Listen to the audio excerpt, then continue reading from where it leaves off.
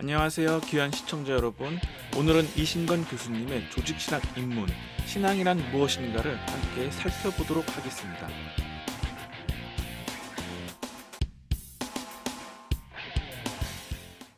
신앙이란 무엇입니까? 신앙은 특별한 인간들이 추구하는 기이한 행위가 아닙니다. 신앙은 모든 사람들이 지니는 삶의 근본적인 태도입니다. 사람은 어떤 것을 의심하거나 믿지 않을 수는 있습니다. 그러나 인간은 궁극적으로 아무것도 의지하지 않고서 살아갈 수는 없습니다. 루터의 말대로 인간은 누구나 제각기 자신의 하나님에게 마음을 걸고 있습니다.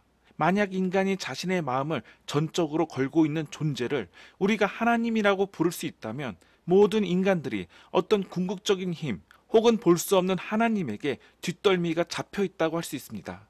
왜냐하면 신앙은 삶의 행위로서 삶 속에 깊이 뿌리를 내리고 있기 때문입니다. 틸리의 말대로 인간의 궁극적인 관심 속에는 절대자에 관한 관심이 표현되어 있습니다. 그래서 인간은 어떤 종류의 절대자를 선택하고 버릴 수는 있을지언정 절대자 그 자체로부터는 결코 도피할 수는 없습니다. 이러한 인간의 상황을 시편 기자는 다음과 같이 잘 표현하고 있습니다. 내가 주의 영을 피해서 어디로 가며 주의 얼굴을 피해서 어디로 도망갈 수 있겠습니까? 내가 하늘로 올라가더라도 주께서는 거기에 계시고 수월에다 자리를 펴더라도 주님은 거기에도 계십니다. 내가 저 동력 너머로 날아가거나 바다 끝 서쪽으로 가서 거기에 머무를지라도 거기에서도 주의 손이 나를 인도해 주시고 주의 오른손이 나를 힘있게 붙들어 주십니다. 신앙은 아무것도 알지 못하기 때문에 맹목적으로 운을 거는 투기가 아니며 삶의 벼랑에 매달려 지친 끝에 어디로 떨어질지도 모른 채 무조건 협곡에 몸을 던지는 모험 행위도 아닙니다. 키에르케고르는 신앙을 허공을 향한 도약이라고 정의하였습니다. 신앙은 객관적 불확실성을 굳게 붙잡는 것입니다. 이처럼 키에르케고르는 신앙이 모범적이고 결단적인 성격을 지닌 실존적 행위임을 강조했습니다. 다시 말해 신앙은 삶 자체에 든든히 뿌리를 내리고 있는 인간의 신뢰적인 행위입니다. 그렇기 때문에 신앙은 인간이 단순히 동의하거나 부정할 수 있는 지식의 내용만이 아닙니다. 더욱이 신앙은 무지를 핑계로 내세울 수 있는 허황된 구호도 아닙니다. 물론 신앙은 인간이 의지하는 것 혹은 자신의 삶을 든든히 받쳐주는 것이 무엇인지를 알고 싶어 합니다. 그런 의미에서 신앙도 지식을 포함합니다. 그래서 신앙은 이해를 추구합니다. 안셀름은 신학을 이해를 추구하는 신앙이라고 하였습니다. 그렇지만 신앙은 1차적으로 지식이라기보다는 궁극적인 신뢰로서 전인적인 행위입니다. 그렇기에 신앙은 분명히 신뢰의 대상과 관련을 맺고 있습니다. 이 대상을 부르는 방식은 문화와 사람에 따라 매우 다양하지만 비인격적으로는 대개 법, 도, 진리라 부르고 인격적으로는 대개 천재, 하나님 혹은 하느님 등이라고 부릅니다. 그렇다면 기독교가 말하는 신앙이란 무엇입니까? 구약 성서에서 신앙은 하나님의 신실하심에 대한 인간의 끈질긴 신뢰, 하나님의 행동에 대한 인간의 올바른 응답을 의미합니다. 특히 기독교 신앙의 큰 비중을 차지하는 신앙의 행위란 참으로 암담해 보이는 상황에도 불구하고 하나님의 말씀, 곧 하나님의 약속에 실망하지 않고 굳게 붙드는 인간의 신실한 신뢰의 행위라고 할 수 있습니다. 그래서 신앙은 항상 신실함과 밀접히 관련되어 있습니다. 하박국서 2장 2절부터 4절은 다음과 같습니다. 비록 더디더라도 그때를 기다려라. 반드시 오고야 만다. 늦어지지 않을 것이다. 마음이 한껏 부푼 교만한 자를 보아라. 그는 정직하지 못하다. 그러나 의인은 믿음으로 산다.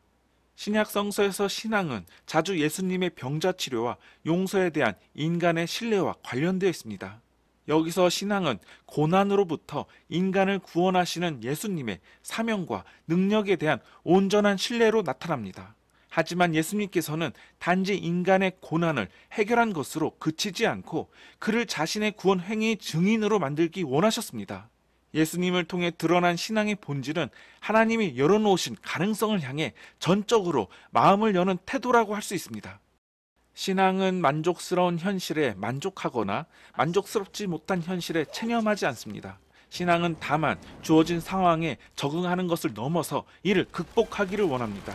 그렇지만 바울과 요한에게서는 신뢰와 함께 신앙의 내용에 대한 인식 혹은 동의도 중요한 비중을 차지합니다. 따라서 기독교적인 신앙 이해를 요약하자면 다음과 같습니다.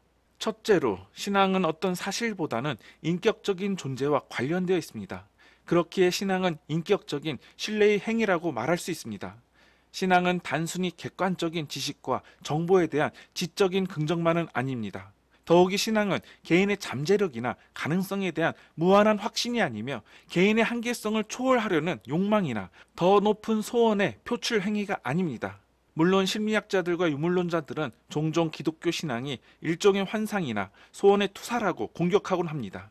한편으로 이런 현상이 기독교 선교에 부정적인 영향을 준 것은 사실입니다. 그러나 다른 한편으로 기독교의 정체성을 올바로 확립하는 계기를 마련해 주기도 하였습니다.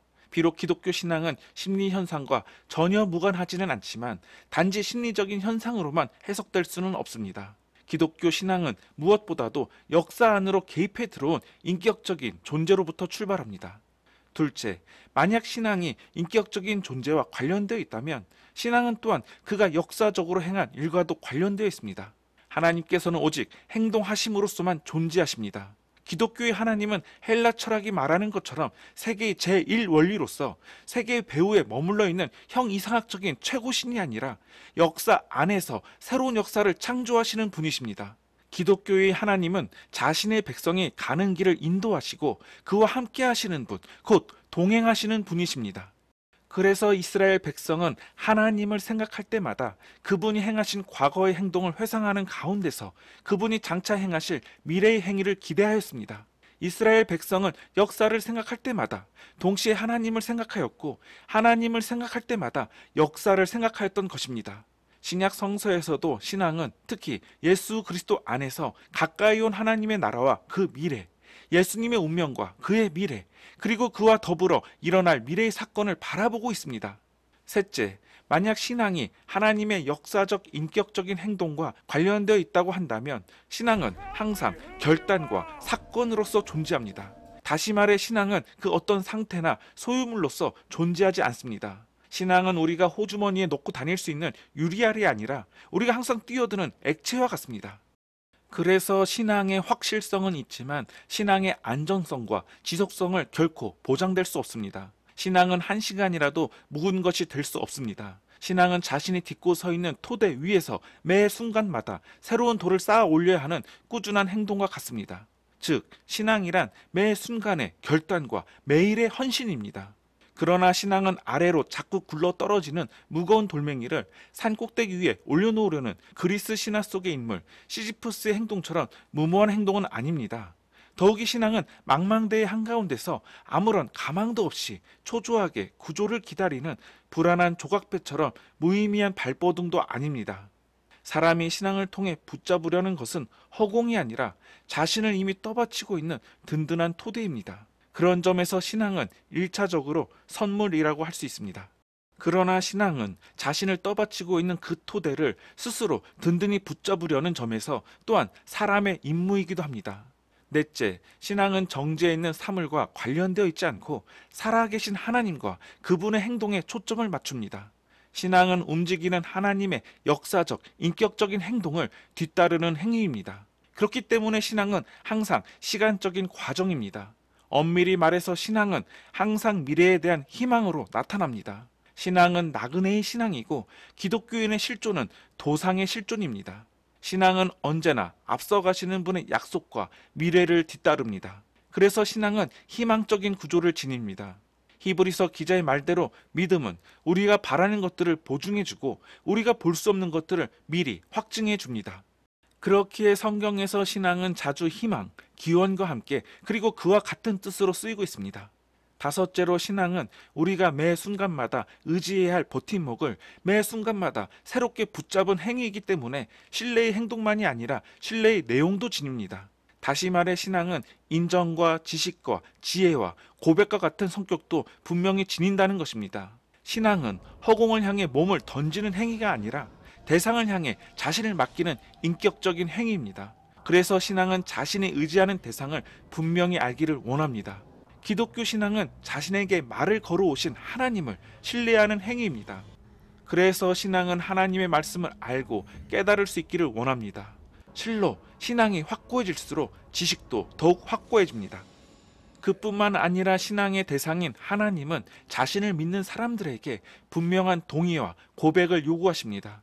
그런 의미에서 신앙은 신뢰하는 지식이고 지혜로운 확신입니다. 따라서 신앙은 항상 의식적이고 고백적이어야 하며, 그래서 다른 신앙과도 대화할 수 있어야 합니다. 그런 의미에서 신앙은 신학을 필요로 합니다. 신앙은 기도만이 아니라 깨달음도 요구합니다. 맹목적인 신앙이 아니라 깨닫는 신앙이야말로 비로소 성숙한 신앙의 길로 인도합니다. 다음 시간에는 신앙과 지식, 그리고 이데올로기로 다시 찾아뵙겠습니다. 시청해 주셔서 감사합니다.